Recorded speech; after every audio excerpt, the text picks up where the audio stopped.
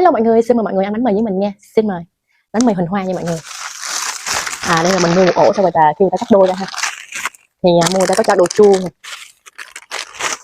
Ta cho đồ chua ở hành ngò để riêng, mà khi nào ăn mình sẽ cho vô ha. Đây ổ bánh mì này. Mọi người xem nha. Ôi, đây là nhiều phải không? Mình sẽ cho vô leo vào vô nha. Cái ổ nó đầy đó mọi người. Cho đồ chua.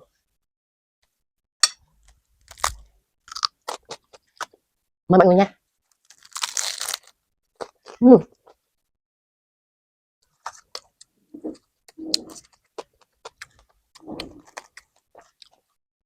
Nhiều nhân.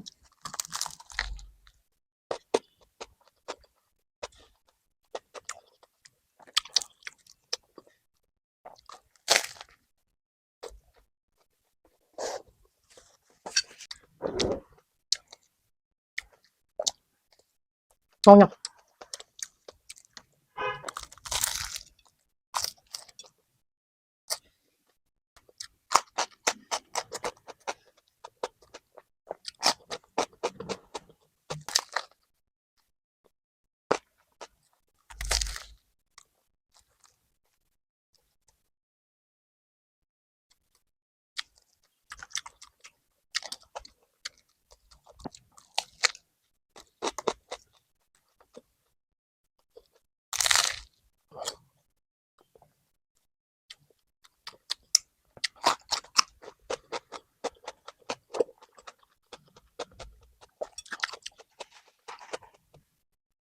Cá nhân mình thấy bánh mì nó ngon, nhưng mà nó nhiều nhân quá nên là đối với mình thì mình thấy hơi ngán.